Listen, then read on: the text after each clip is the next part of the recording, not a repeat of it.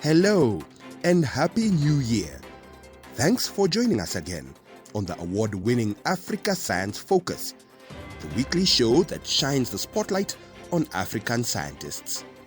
Looking ahead to 2022, we thought we should kickstart the year by investigating our own vision.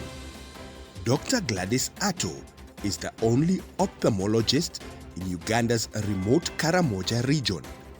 As an ophthalmologist, Dr. Atto performs vital work for 1.2 million people, diagnosing and treating eye diseases, performing eye surgery, and prescribing glasses.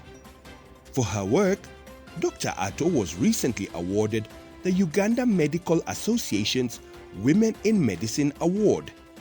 Still in her early 30s, she is described by her colleagues as a hero who is fighting to leave no one behind when it comes to eye health in Uganda's remote, high-poverty and agricultural areas. Our reporter Halima Athumani met Dr. Atto in Kampala, which is quite a distance from Karamoja. Today we are going to be speaking to Dr. Gladys Atto. We are in a building in the central part of Kampala. This is called the East African Development Bank building, home to the Sightsavers International Country Office in Kampala. And here we are with Dr. Gladys Atto. Now, the other reason why I'm talking about the center of Kampala, which is also the center of Uganda, is that for Dr. Atto to have gotten here in Kampala, she traveled 460 kilometers just to get here. Karamoja is in the northeast of Uganda. It's home to grasslands and semi-nomadic cattle herders, as well as some of the highest rates of poverty in the country, insecurity, and rising cattle theft. How important is public health in a community like Karamoja, where I would imagine that many people are seen to be poor with no health-seeking behavior? Well, it's the answer to everything. Because in public health, we have aspects of community education.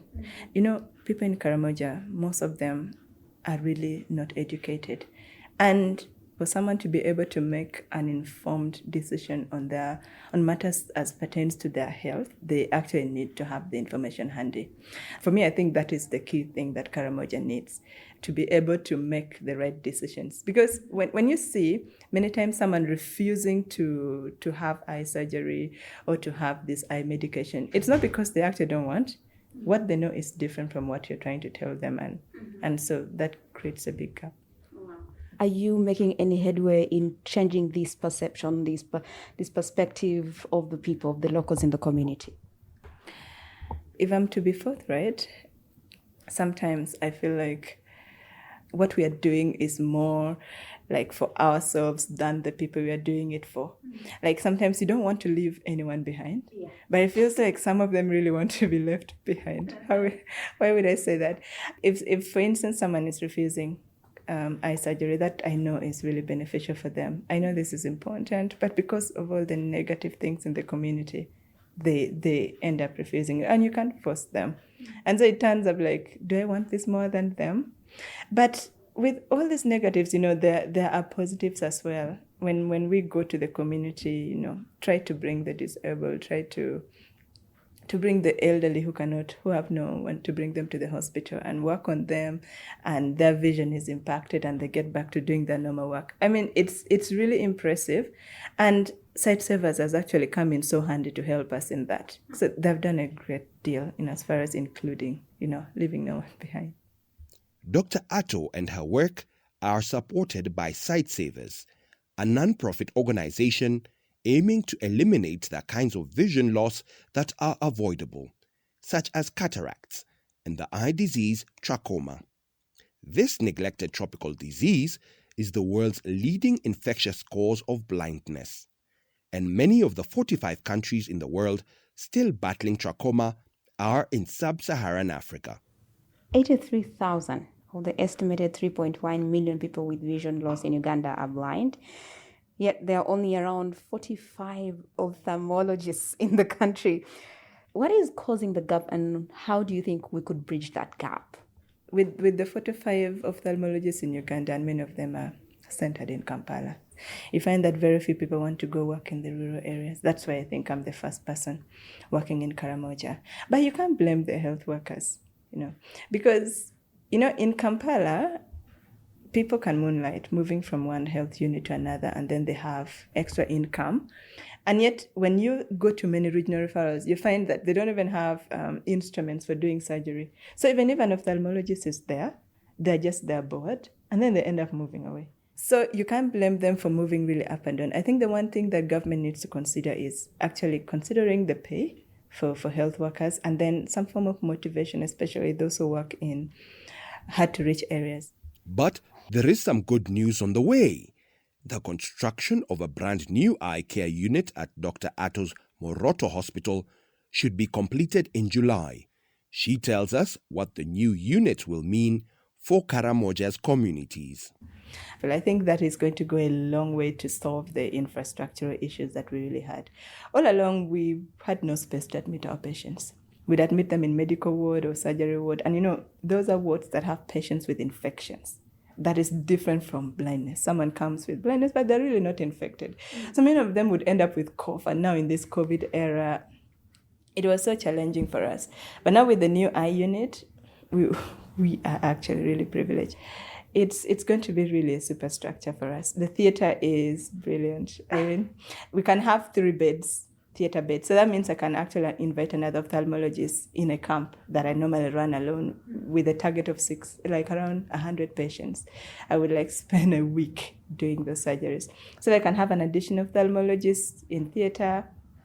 That will actually make surgery much easier. And then I plan to have students who are training in ophthalmology from other universities. People rarely have hands-on, and then they get out with inadequate skills. So with that unit in, that is what I look forward to, having at least 2 residents in place that I can train every year.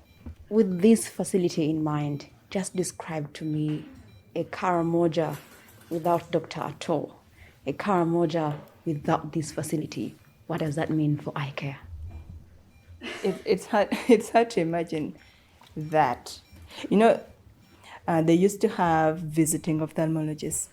That would come with lots of disadvantages. One, the community knows they cannot come to the hospital because there is no one. They know that whoever is coming is just coming and going away. There is no serious follow-up. Mm-hmm. So imagine that is how people were. And the other areas where the ophthalmologists would not reach were now left with a huge burden, of patients not operated on, patients not seen. And if there is no ophthalmologist and there is infrastructure, it's like an empty building. I mean, you can have all these beautiful things and theaters, and yet there's no one to run it. So if you view Karamoja without an eye care person, oh God, it's what's happening to our Germany right now. They don't have an ophthalmologist, and the patients are really suffering. Let me tell you, blindness is not something nice. Your career can just end in a snapshot if something happens to your eye. And for these people in Karamoja, what they do best is looking after their animals, protecting their animals from being rustled. And so their vision is so key for their survival. And so imagine those who are blind would just be left. And because they migrate, so if you can't see, they leave you.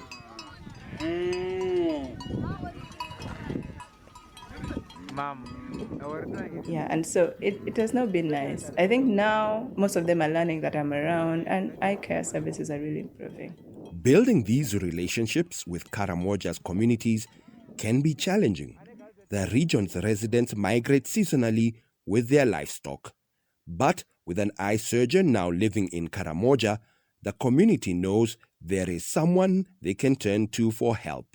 With cataract, which is the commonest cause of blindness worldwide, even in Uganda, it's mainly a disease of the old people. So the more people grow older, you expect that their eyes actually will develop cataract. Now, there's what we call a backlog, like the number of eyes that remain without being operated on.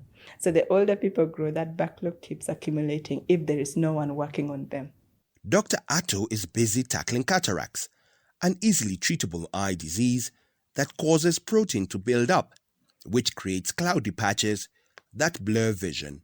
But I think the backlog right now is slightly reduced because we have done lots and lots of surgeries since Sightsavers started their projects way back in 2015. And then when I joined in 2018, I carried on. And since then, we have done more than 5,000 surgeries. Everyone should have access to good healthcare and opportunities. But, as Dr. Atto tells Halima, discrimination still exists. I see people being discriminated based on race, sexual orientation, gender. So in my own space, I try to see that inclusivity goes a long way. Those who are different according to society are treated the same. And I try to bring that into healthcare, not just eye care. The first thing I should look at is, are you a human being? Yeah, and you'll see that in Karamoja, women are really marginalized. There's a lot of gender-based violence and that kind of thing.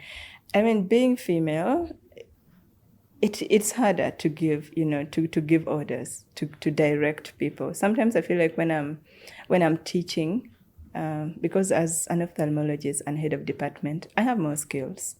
And so I have to teach my lower cadres what to do, how to use some equipment, how to see patients. In case they're making any mistakes, it's me to guide them.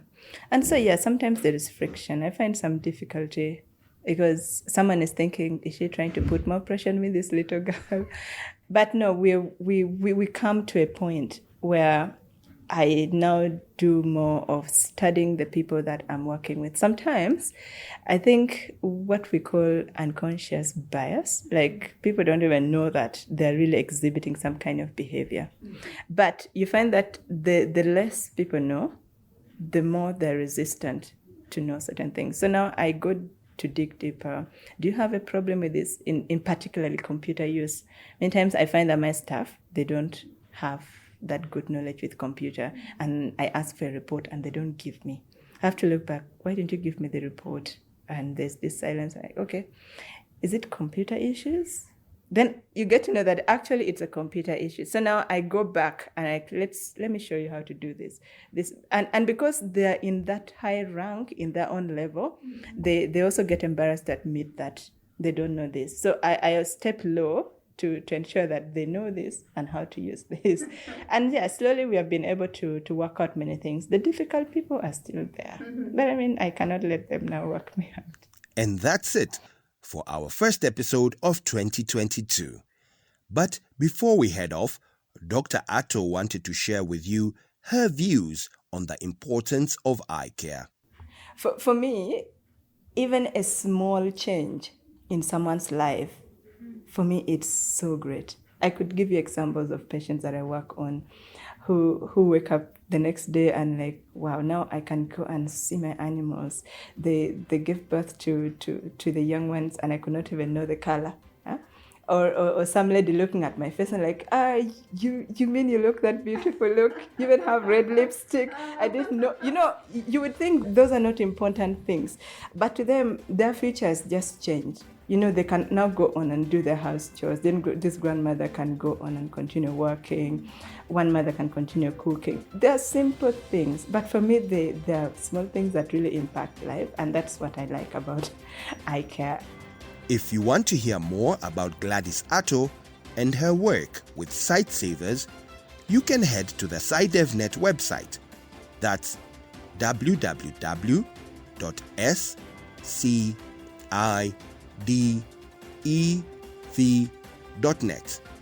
Catch up on all Africa Science Focus episodes on your favorite podcast app.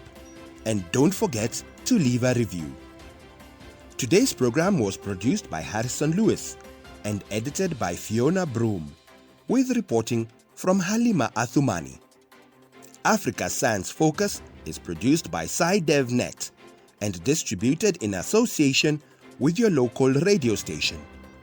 I'm Michael Kaloki. See you again next week.